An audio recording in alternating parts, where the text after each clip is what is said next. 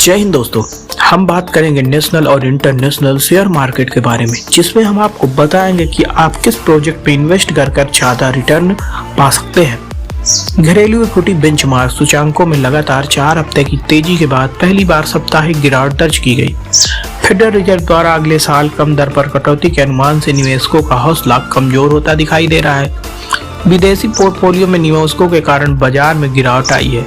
Sensex 1176 अंक यानी 1.5% की गिरावट के साथ 78,042 पर बंद हुआ। निफ्टी भी 364 अंक यानी 1.5% के नुकसान के साथ 23,588 पर बंद हुआ।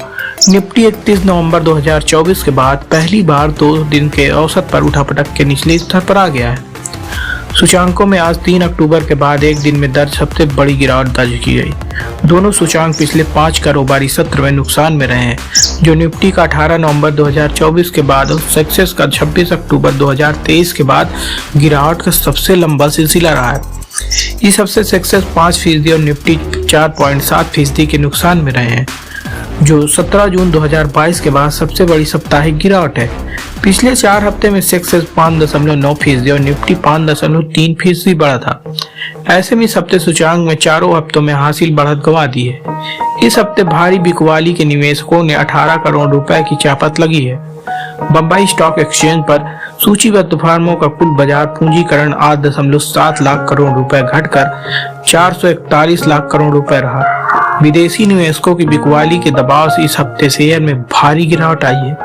विदेशी पोर्टफोलियो निवेशकों ने इस हफ्ते 13,627 करोड़ रुपए मूल्य के शेयर बेचे, जो 8 नवंबर के बाद किसी हफ्ते में सबसे बड़ी बिकवाली है। विदेशी निवेशकों ने आज 3,598 करोड़ रुपए की बिकवाली की, जबकि घरेलू संस्थागत निवेशकों ने 1,375 करोड़ रुपए के शेयर खरीदे।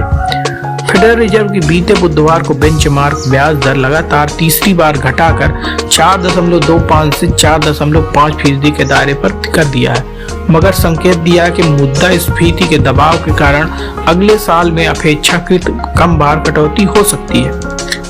विदेशी निवेशकों की बिकवाली के रुपए पर भी दबाव बढ़ रहा है और गुरुवार को डॉलर के मुकाबले रुपया लुढ़क कर 85.07 के सर्वकालीन निचले स्तर पर आ गया है। हालांकि आज रुपए में थोड़ा सुधार हुआ और 85.2 प्रति डॉलर बंद हुआ।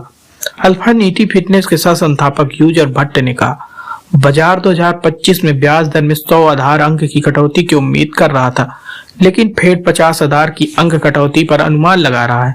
इससे बाजार को निराशा हुई। अगर डोनाल्ड ट्रंप ऊंची शुल्क लगाने में अपने ऐलान पर अडिग रहते तो इससे अमेरिका में मुद्रास्फीति बढ़ सकती है। बीएसआई में 3,044 शेयर नुकसान में है और 9,098 लाभ पे बंद हुए। सेंसेक्स के 2 शेयर को छोड़कर सभी नुकसान में रहे। निफ्टी मिड कैप 2.8% और स्मॉल कैप 2.2% गिरावट में रहे।